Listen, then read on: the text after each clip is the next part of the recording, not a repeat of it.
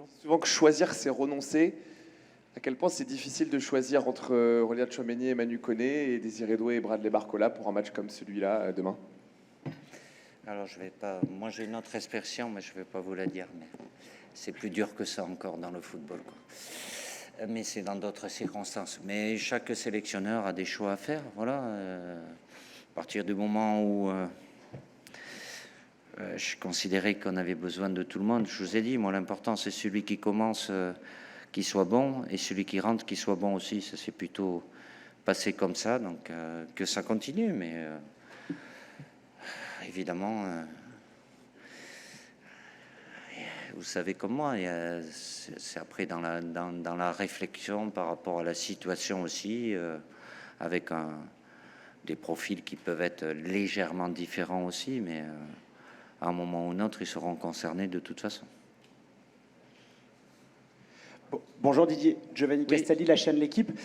Par rapport à Aurélien, le fait d'avoir raté 2 matchs, est-ce que vous avez une crainte par rapport à ça qu'il ne puisse pas débuter demain? Comment vous vivez la situation? Est-ce qu'il se sent bien? Et sur Bradley Barcola et Désiré Doué, cette concurrence, est-ce que c'est un moyen de garder les deux sous pression? Est-ce que vous estimez que ça les rend meilleurs, cette concurrence? Sur Aurélien, autant au dernier match, même s'il était sur le banc, le risque était trop élevé. Donc évidemment, il est mieux aujourd'hui par rapport à ce qu'il a. On ne peut pas dire qu'il est guéri à 100%. C'est une demi-finale de Coupe du Monde. Oui, le dernier match qu'il a joué, ça remonte à 15 jours. Mais bon, c'est pas ça qui est rédhibitoire non plus.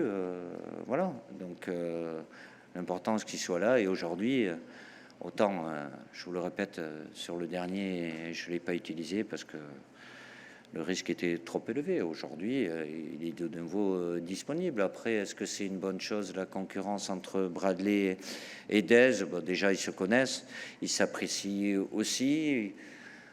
Voilà, les deux ont le potentiel pour être des titulaires. À Paris, ils se sont alternés des fois, ils ont joué ensemble aussi. Après, par rapport à l'adversaire, s'il y en a un qui commence et l'autre qui rentre, on ne peut pas dire qu'il va souffler, que ce soit dans un sens ou dans l'autre. Donc, mais c'est plus aussi, je ne fais pas forcément des choix en fonction de ce que va faire l'adversaire. C'est le profil de, comme je vous l'ai dit un petit peu sur Hakimi, le fait qu'il n'y avait plus de difficulté à défendre à l'intérieur sur son pied gauche et que Dez a plus cette capacité à rentrer sur ce côté-là que Bradley qui est plus extérieur. Donc c'est bien, je suis très content d'avoir les deux et plus les autres. Bonjour Didier, Dominique Sarac, le Parisien. Oui. Est-ce que la présence de Lamine Yamal va vous obliger à donner des consignes différentes à l'ailier gauche qui va débuter demain? Après, évidemment, il y a les points forts de l'adversaire. Nous aussi, on en a que mon collègue Louis prenne en considération certaines qualités de nos joueurs et que moi je prenne en considération Lamine Yamal par rapport à ce qu'il est capable de faire. Oui, après, il fait partie des joueurs qui sont capables de faire des différences. Donc, l'objectif pour tout adversaire, c'est de limiter cette influence. Mais il en a beaucoup avec l'équipe d'Espagne. D'ailleurs, il y a différentes solutions pour... oui, parce qu'il est à 1 contre 1, il en a eu, mais évidemment que c'est difficile. Mais je pense que faire des 1 contre 1 contre certains de mes joueurs, c'est pas non plus une partie de plaisir. Donc, mais ça sera des situations à savoir bien gérer, oui. Bonjour Didier, Denis Ménétrier pour Le Monde. Oui. L'équipe de France a fait son premier gros déplacement jusqu'à Dallas hier. L'Espagne a beaucoup plus voyagé depuis le début de la Coupe du Monde. Est-ce que ça peut faire la différence lors du match de demain? Je sais pas, sincèrement, j'ai pas regardé le temps de déplacement des Espagnols. Nous, on connaît le nôtre. C'est pour ça que je vous le répète, l'option de terminer premier avec ce match le 26. On savait notre parcours et le fait d'avoir choisi, c'est pas pour rien, Boston aussi, avec et notre hôtel et notre camp de base où on a de formidables installations. Ben, nous, on a eu notre parcours. Après, je vois les matchs, je suis pas en train de calculer les kilomètres qu'ils ont pu faire. Je sais que nous, on a eu un moment 4 jours. L'Espagne a pu en avoir plus.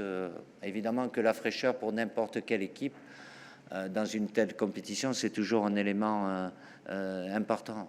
Quand on est en demi-finale, puisqu'il y a eu un match de plus, je vous apprends rien. Donc oui, il y a pu avoir de la fatigue, et à travers les matchs, s'il y a des prolongations ou autres, ou des matchs sous haute chaleur comme on a connu, qui a laissé des traces sur les 2 jours qui ont suivi. Donc oui, c'est des éléments. Est-ce que ça va compter?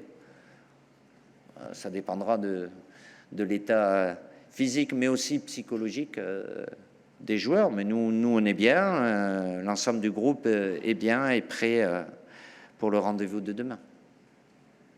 Armando Barro, en directo para el partidazo de la cadena COPE España.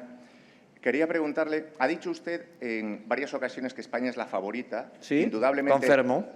Porque imagino yo, se refiere a los 2 últimos enfrentamientos en Liga de Naciones, en la Eurocopa. España es un equipo que defensivamente está perfecto. Francia tiene un ataque demoledor. ¿Qué partido espera mañana? ¿Espera un partido abierto? ¿Espera un partido cerrado? ¿Sigue considerando que España es la favorita? Sí, confirmo. Porque con lo que ha hecho el primer partido ante Cap Verde, ok, fuera. Pero todo el resto, España ha confirmado de ser el favorito. No quiero poner presión a Luis y su equipo porque él sabe también que la gente está esperando mucho de la España. La España sabe atacar también y defender muy bien, porque solo un gol y 6-7 partidos. Sabemos, puede ser un partido espectacular con 2 equipos que tienen muchas calidades al nivel ofensivo. Pero Luis y yo también pensamos un poquito a saber defender bien. Pero con la calidad de los 2 equipos al nivel ofensivo, hay que pensar que va a ser spectaculaire. Bonjour Didier, devant vous, par ici, juste devant vous, au centre. Oh, ben ça y est, j'ai trouvé. Julien Thomas, Ville et DNA. Vous avez disputé de nombreuses demi-finales avec l'équipe de France, peu importe les compétitions Euro, Ligue des Nations, Coupe du Monde. En quoi ces expériences passées vous aident-elles à préparer le rendez-vous de demain? Et est-ce que, durant votre mandat, vous avez changé peut-être aussi votre façon de préparer ces grands rendez-vous? Évidemment que le vécu, l'expérience, c'est des éléments importants. Je ne fais pas les choses de la même façon parce que les situations ne sont pas les mêmes. Déjà de par l'adversaire et de par le groupe de joueurs. Donc le mot important, c'est s'adapter, même s'il peut avoir des points communs. Mais voilà, c'est jamais identique en tenant compte. Il y a tellement de données qui peuvent être différentes. En revanche, c'est notre régularité, oui, puisque c'est la 3e. Ça, c'est plutôt une très bonne chose. Mais déjà, si ça peut m'éviter de faire des choses où je sais qu'on va aller dans le mur, c'est déjà pas mal, quoi. Donc, après, il y a l'adversaire, il y a toujours une incertitude. Il y a plein d'incertitudes, puisque le football... Voilà, c'est pas une science exacte, mais il y a une préparation et une programmation qui est toujours très importante, précieuse, dans le moindre détail, pour faire tout avant. Après, évidemment, il y a les joueurs sur le terrain, mais avec mon staff et les observateurs et les datas, tout ce qu'on peut avoir, voilà, on se nourrit de ça pour informer les joueurs et après choisir aussi à des moments importants. Bonjour Didier. Oui. Jonathan Tannenwald, de Philadelphia Inquirer, ici aux États-Unis. Je peux demander en français si ça vous aide. Oui, ça m'arrange. Vous avez vu sans doute que votre équipe est très populaire ici aux États-Unis, qui est un pays avec beaucoup de fans de foot, mais ce n'est pas le seul sport du tout. Qu'est-ce que vous pensez de ça, que votre équipe est devenue très populaire ici, qu'il y ait un grand star ici aux États-Unis et c'est pas toujours comme ça, mais c'est ça pour votre équipe? Alors, je sais qu'il y a 5 sports majeurs aux États-Unis et le football aujourd'hui n'en fait pas encore partie, à part pour le football féminin. Oui, c'est quelque chose qu'on apprécie. On s'en rencontre déjà à notre camp de base à Boston où les gens sont merveilleux, ceux qui sont proches de nous, mais à travers les déplacements qu'on peut avoir, oui, j'ai entendu ça, qu'on est une équipe sympathique. On est sympathique parce qu'on a gagné des matchs aussi, mais après, voilà, au-delà de, même si le plus important, ça reste toujours les résultats, mais à travers ce que les attitudes, enfin, je sais pas, il doit y avoir tellement de photos, d'images à des moments de partage et de vidéogroupes. Voilà, mais c'est quelque chose qui est très appréciable et tant mieux si ça peut aider encore au développement du football aux États-Unis, tant mieux. Mais en tous les cas, nous, on profite de ce soutien-là populaire qui n'était pas forcément, on l'a chez nous en France, bien évidemment, mais de l'avoir ici aux États-Unis, c'est quelque chose qui est très appréciable. On va prendre encore 2 questions. Didier, au milieu, un peu à gauche. Oui. Florent Germain, RMC Sport. Je voulais vous demander, par rapport aux 2 derniers matchs et les 2 défaites contre l'Espagne en demi-finale de l'Euro et en Ligue des Nations, quelles leçons on peut en tirer? Parce qu'il y a 2 ans, il y avait eu beaucoup de critiques sur le jeu de l'équipe de France. On sent que ça a beaucoup changé. Si c'était qu'il y a 2 ans. Oui, mais on sent que ça a beaucoup changé et que... Ça fait 12 ans, non? On apprécie maintenant le jeu offensif. Ah, il y a un an, le Quatuor était un petit peu en rodage différent. peut-être. C'était différent. Voilà. Quelles leçons vous tirez de ces défaites contre l'Espagne? Et est-ce que c'est pas le moment idéal pour prouver que la France a vraiment progressé? Et je voulais ajouter, est-ce que Kylian est à 100% pour demain? Merci. Écoutez, leçon, il n'y a pas de leçon. Il y a eu une vérité avec les joueurs qui étaient là, des 2 côtés. Il y en a beaucoup qui sont là, mais pas forcément les mêmes. D'autres peut-être pas au même niveau. C'est un rapport de force. Après, vous connaissez les qualités, ou je vais vous les dire, de cette équipe d'Espagne. Évidemment qu'elle veut le ballon et la possession. Elle a une capacité à mettre beaucoup de pression.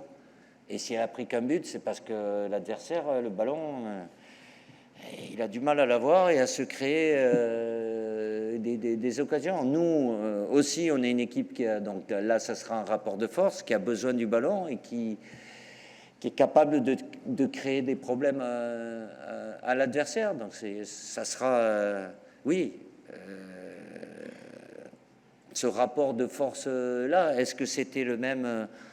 Moi, ce qui est derrière, il n'y a pas de revanche. Ce qui est passé est passé. Et ils ont gagné ces 2 matchs. Bravo à eux. Moi, ce qui m'intéresse, c'est celui de demain, qu'on puisse se nourrir de ça, parce qu'il y a des joueurs qui sont là. Je vais parler de Lamine Yamal, on connaît ses qualités, bien évidemment. Il était déjà là. Il y en a d'autres de notre côté aussi, peut-être pas dans le même état de forme, mais c'est juste, c'est une demi-finale. C'est pas juste. Et il y a une place en finale. Donc, ok, j'enlève pas de l'importance à ces 2 matchs qu'on avait eu avant. Là, c'est quand même, voilà. Donc, mais il n'y en aura qu'une. Et on va tout faire pour que ça soit nous. On va prendre une dernière question. Kylian va bien. Jean-François Pérez. Hein? On ne peut pas aller plus de 100. Oui, il est à 100. Bonjour Didier, Jean-François Pérez, je suis sur votre droite, Oui. là-bas. Oh, Debout, là-bas. Ah, pardon. Oui. J'allais prolonger la question de mon confrère. Il a été suffisamment insistant pour dire que Kylian Mbappé était à 100%, donc il n'y a aucune incertitude sur sa présence demain. Ok. C'est pas ce que vous vous fiez à ce qui s'est passé cet après-midi, là? Est-ce qu'il s'est entraîné? Ah, vous avez regardé? Oui, il s'est entraîné. D'accord. Ah, il a droit, comme d'autres, de faire 15 minutes au lieu enfin 10 minutes au lieu de 20 sur un jeu. Il n'y a pas de... Bon, ma vraie question était sur le 14 juillet. C'est la première fois que l'équipe de France va jouer le jour de la fête nationale. Est-ce que c'est simplement un symbole ou est-ce qu'il y a quelque chose en plus? Merci. Ah, ben là, évidemment que le 14 juillet, c'est un jour symbolique pour la France, pour toutes les Françaises et les Français. C'est la première fois, je sais pas, je n'avais pas ce détail-là. Et est-ce que ça peut être un jour? On va tout faire en tout cas. On sait qu'on est programmé là et on sait l'objectif qui est le nôtre, même si l'Espagne veut ça aussi, aller chercher cette place en finale. Mais aujourd'hui, voilà, on ne va pas se satisfaire d'être dans le dernier carré, même si c'est beaucoup de fierté et tout ce qu'on veut. Mais voilà, on est compétiteurs, donc on va tout faire pour que cette soirée fin soirée, c'est début d'après-midi ici, se passe très bien pour nous. Merci. Merci. Thank you very much.